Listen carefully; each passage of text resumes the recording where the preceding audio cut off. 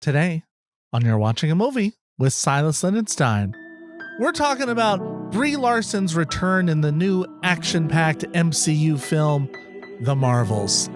You're watching a movie with Silas Lindenstein. In the theaters you find this. So go and press play and rewind this. This feature is timeless. Love it like it or we lose it, can't find it. And we ain't keen on being reminded about the film if it isn't tough. We spend a lot of time at the cinema. It's just me and my friends, we watch plenty stuff. For movies, yeah, I've been above. Whether big or they small, no, for me don't make a difference. Love them. You're watching a movie with Silas Lindenstein. In the theaters you find this. So go and press play and rewind this. This feature is timeless. Love it like it or we lose it, can't find it. And we ain't keen on being reminded about the film if it didn't hit. No, gotta lose it. Watch movies with my friends, bringing joy, that's the blueprint. So come on and let's do this. Leave pain behind us and relax your mind. Come watch a movie with Silas. Hello, everybody, and welcome to You're Watching a Movie with Silas Lindenstein. I am your host, Silas Lindenstein. Welcome. Today, we are talking about the new MCU film, The Marvels. MCU, of course, standing for the Marvel Cinematic Universe. It can get a little confusing talking about Marvel, The Marvels. So I'd like to clarify that. Today is a review episode. I did drop the written review last week, and now I'm here for the video and podcast review. So wherever you're watching or listening to that, please be sure to hit that subscribe button. So let's get right into it. The Marvels, it's a PG-13 action adventure superhero film. It comes in at just 1 hour and 45 minutes, kind of refreshing after a lot of very long superhero films. It's written by Nia DaCosta, Megan McDonnell, and Elisa Karasik, directed by Nia DaCosta. The cast, we got Brie Larson again, returning as Captain Marvel, Teyonah Parris, Iman Vellani, and Samuel L. Jackson. The story. In their own words, Carol Danvers, aka Captain Marvel, has reclaimed her identity from the tyrannical Kree and taken revenge on the Supreme Intelligence. However, unintended consequences see her shouldering the burden of a destabilized universe. When her duties send her to an anomalous wormhole linked to a Kree revolutionary, her powers become entangled with two other superheroes to form the Marvels. So, essentially, this is a big, if you've seen the commercial on it, we have Carol Danvers as Captain Marvel. Then we have Teyonah Parris playing Monica Rambeau, who we know as a child from the first Captain Marvel movie, and she appeared in the television show WandaVision limited series. And then we have Iman Vellani, who appeared in the TV show playing Miss Marvel. Miss Marvel, who is a big fangirl of Captain Marvel. And so that was a series, one little section of a series, limited series. I don't know if it's a limited series. Maybe they'll come with a second season. They certainly can, because that is definitely a character who seems to have a small footprint that is seems like will be like a New Jersey based Marvel hero with, not as supreme of powers as Captain Marvel, but they put them together as the Marvels because they all have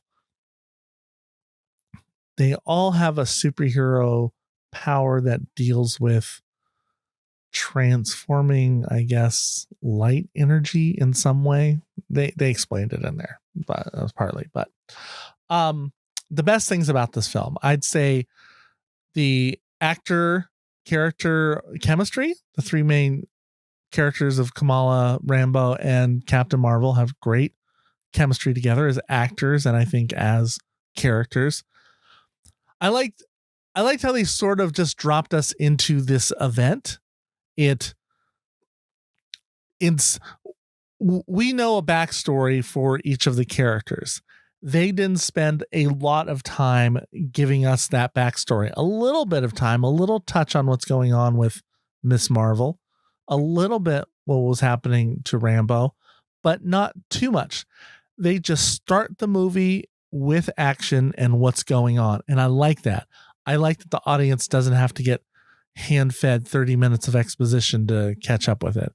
And even stuff I'd kind of forgotten about Captain Marvel, I'm glad they didn't feel the need to explain it right away, that you do get more into it on what happened and like, well, the results of what happened in the last film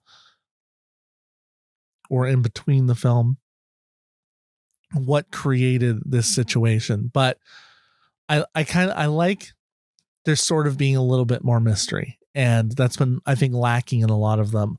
A lot of films lately in general, not just Marvel films, is a lack of mystery. Everybody wants everything explained, or they don't know what's going on. They're like, "Oh, did I need to see the other stuff before I even watch this? I'm not even going to watch it." No, you did not need to see any of the other stuff. You will get it. You got to listen, and you can't just say to yourself, "Well, I'm not going to get it because I didn't see the other ones." If you come in self-defeated, you won't. You do. Yeah, you have to pay attention to a movie. I'm sorry. Okay. I'm very sorry. You have to pay attention to the full thing, even though there's flying people and spaceships. You still have to pay attention. I liked that they spent time developing the good guys in this movie, the good ladies. And to see how this team forms together. I will counteract that a little bit later, but the reason being, I see a lot of times with superhero films when we're just getting into the characters, the good guys, we don't spend a lot of time on them as for character development, because they get so focused on the bad guys, which is needed. And I'll get back to that as the negative later on. But I did find a little refreshing in this, that I got to learn more about their chemistry together and see how that is in this one film, as they're all meeting each other in this timeline of sorts. I like that they spent that. Film length. I was like, finally, we got a director confident enough to tell a superhero film in under 2 hours. Marvelous. It moved quickly. It was funny. It told a good story. Gave me long enough to get invested in the three characters, and then we were out. I liked it. I liked a short movie. Is that not the shortest? But I thought the story was done and didn't get dragged on. I liked it. It's a nice, refreshing change. The story, it's nice seeing a superhero film back to the basics of fighting some cosmic world-ending threat, but it is still mostly about them fighting these inner battles between the relationships. In this one, while they're still doing that, Captain Marvel is just really agonizing over how she has not been around for Rambo like she promised she would be. And that's the thing that is more pulling her apart than the thing they're fighting that's going to end the world and universe, maybe. So, which, I mean, they still fight it, right? But we still make this relationship the prime importance. And that's what superhero films need to do. They always have to make that real life relationship that we connect to the most important thing. Because without that, what's the point of saving the world, right? So they did that, and they did that well. I will say, I don't want to hype this up too much. Okay. I don't want to hype this up too much, but there is a post-credit scene on this that I don't know if this is the best post-credit scene in a Marvel film, but I think it is the most important one we've had in a long, long time. It's such a good post-credit scene that I worry it takes away from the film. I worry that people will talk about that scene more than the rest of the film that led to it. But this film is gonna be super important. This film is gonna be what opens up the future of Marvel. My gosh, I'm so excited to talk about that scene. maybe a little more than the movie, which might be a knock on the movie, but I would love to talk about this film to people. But this post-credit scene, don't be one of the people that gets up and leaves, even though you know there's a post-credit scene going like, you know what, I'll catch it on the internet in 2 months because it doesn't matter. It matters big. This is going to cause speculation and intrigue, and you want to be a part of that. Don't miss out. Go and stay. Go and stay. Stay and watch the post-credit scene. There's only one, and it's pretty quick after. You don't have to sit through the rest of it. There's nothing, no big thing at the end. The worst things about this film, I will say the villain. While I really like that they took the time to get to know the heroes this time, what the sacrifice was the time given to the villain. I've said this before. I will say this many times. In a hero film, the villain must be the main character, not the main character, but the most important character you develop. Because to cheer for the hero, you have to be able to root hard against the villain. You have to want to see them fail. And she was clearly she was almost like a creature of the week, kind of. Wasn't necessarily like, oh, this is the creature that's gonna destroy the world this week, so let's battle them and get it taken care of. And we know that they're gonna probably get taken care of. Like, I kind of felt like that. I wasn't really threatened by them. I didn't care about them. I didn't care what their backstory was. They gave us a little bit of it, but you want to spend more time developing that evilness so that we have something to really fight against. And we didn't get that.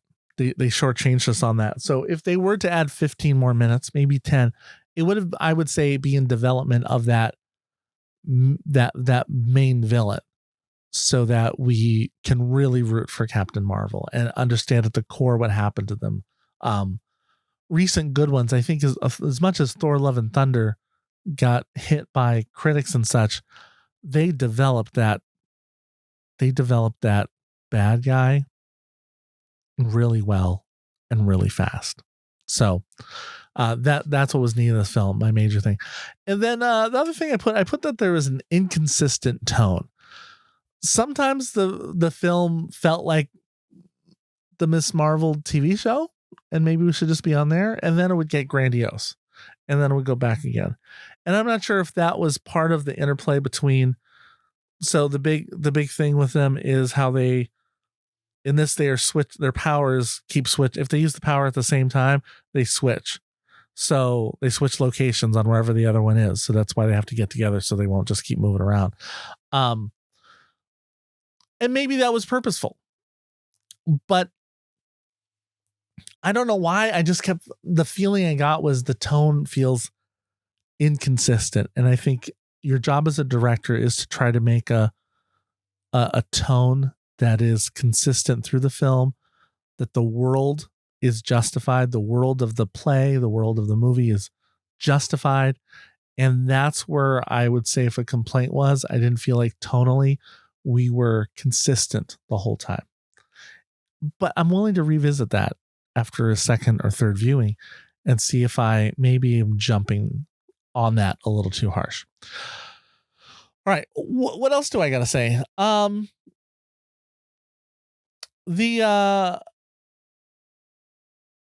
My comments on this were that the same thing that helps this film is what hurts it. And that is the villain Dar-Ben is too underdeveloped for the audience to get the stakes, to get into the huge stakes. But I think by removing that time to develop the three main characters, I think director Nia DaCosta had a lot of room to play with these characters and make us cheer for them more, just as to see where this relationship's going, to see where and here's the thing. I guess you can only tell so many stories. There are only so many like subplots you can deal with in a movie. And if we had the plot of the villain, then we would also have the plot of the relationship between Monica Rambeau and Captain Marvel. Then you'd also have the story of Miss Marvel and Captain Marvel. And you'd have the story of Miss Marvel and Rambeau. Like, you just have a lot of different stories and relationships that we got to get across in this film. And so without it getting convoluted too much, and it's already a complicated story, because you also got Nick Fury in here for stuff, which is, he's an interesting character because he was such a badass for so long, and he doesn't come across as a badass in this. His character has become a little inconsistent from film to film. Is he this warrior, or is he there for a little bit of comic relief? I'm not quite sure. Sometimes it feels like he's satirizing his own character. I'm not sure. I have feelings, a lot of feelings about that. And I wouldn't put it in the worst part of the film, but I think as if we were to study Nick Fury over the years, I have questions. I have many, many questions for him. I think the Marvel succeeds in making a fun story that just happens to star three women. Their gender didn't really play a huge part in this film, which I think is perfect choice. This could have been heralded as like a 3 female lead, multicultural lead, and it's not. It's not really being pushed as that, but there are a lot of incel seeming people going like, why are they getting so woke with this film? And I'm like, I don't think it's really woke to just cast 3 women and tell a story of 3 women anymore, that it's not anti-woman to just book a film that's about 3 men. Guess what? They do that all the time. And it's not, if it's just 3 people, it's not about hating women. And this one is not about hating men because it happened to not be about men, but it's still a superhero film. There was nothing like overtly feminist, and aside from equal treatment, I guess, which I guess some people find dangerous. This is not, I don't think that this is about Marvel trying to send agenda messages by casting a film full of women and non-white actors. I think if you see the film, you realize the only agenda was making a good story. And I think they did that. They made a good story. They made it fun. Is it the best Marvel film? No, it's not. I don't think we can even count Endgame as a Marvel film. Endgame or the whole 2-parter, Infinity Stones. I don't know if we can count those as films because 1, they go together, and 2, we have never had something that's taken 20 years to fully develop into one story. So those movies don't stand on their own. So I think you have to look at individual films, right? And things like, so that's why I think Winter Soldier is still one of my favorite, if not my favorite. Black Panther, that's a story on its own. Those ones. So is it Winter Soldier to me? No. Is it Eternals? No. Eternals does not age well. And by that I meant an hour after the film. This film is it's good. It's entertaining, and I think it stands. I want to see it again. There's been a couple of these like Eternals that I've just not wanted to watch again after they came out. This is fun. I want to see where we're going with Miss Marvel. Yeah, the big question, I think I answered before about whether you need to have watched Miss Marvel or WandaVision to get the film. No, I don't think. Just pay attention, read between lines. I don't know. Pretend it's a play. Pretend you don't need a spoon handing you everything through it. All right. The lesson of the film. Don't let embarrassment over your past actions stop you from keeping your word to your family. That's what I'm going to say. I mean, it was a little complicated to come up with a message out of this, a nice clean message, but I think the family you create is more important than the family you had. I don't think Miss Marvel would want me to say that, though. I think her family's pretty important, but there is an importance in the family you create, and I think that's a big message out of this film. The family you create. The family you create is more important. No, it's not. The family you create is just as important as the family you were born into. How about that? I like that. Okay, we'll go with that. Rewatchable, yes. So, my final word on this film. The Marvels. A good Marvel superhero film. It's not outstanding, but it does not stand out as bad. It's a real shame, and it's currently tracking to lose money. It has a nice plot, a good story, funny, and some great surprises in the film. This should be seen as a step in the right direction for the MCU franchise films. It's probably a lot better in terms of basic storytelling than the last few have been. And the first and only post-credit scene is simply a must-stay for scene. So get out, check this out. My verdict out of the 3L system, as you know, I rate all films on the 3L system. Love it, like it, or lose it. I give the Marvels a like it. And that's it, folks. That's the show. If you're listening to this, you can go look at the video, and you can watch the trailer beforehand and see, did you get the same feelings? If you saw this film already, do you agree with me or disagree? I want to hear from you in the comments. What did you think about this film? Did I miss something? Did I hit the mark? Did I like this too much? What do you think? Tell me in the comments. Until next time, thank you for watching a movie with Silas Lindenstein. You're watching a movie with Silas Lindenstein. In the theaters you find this, so go and press play and rewind this. This feature is timeless. Love it, like it, or we lose it, can't find it. And we ain't keen on being reminded about the film if it isn't tough. We spend a lot of time at the cinema. It's just me and my friends, we watch plenty stuff. For movies, yeah, I've been above. Whether big or they small, no, for me don't make a difference. Love them. You're watching a movie with Silas Lindenstein. In the theaters you find this, so go and press play and rewind this. This feature is timeless. Love it, like it, or we lose it, can't find it. And we ain't keen on being reminded about the film if it didn't hit. No, gotta lose it. Watch movies with my friends, bringing joy, that's the blueprint. So come on and let's do this. Leave pain behind us and relax your mind. Come watch a movie with Silas. Yeah.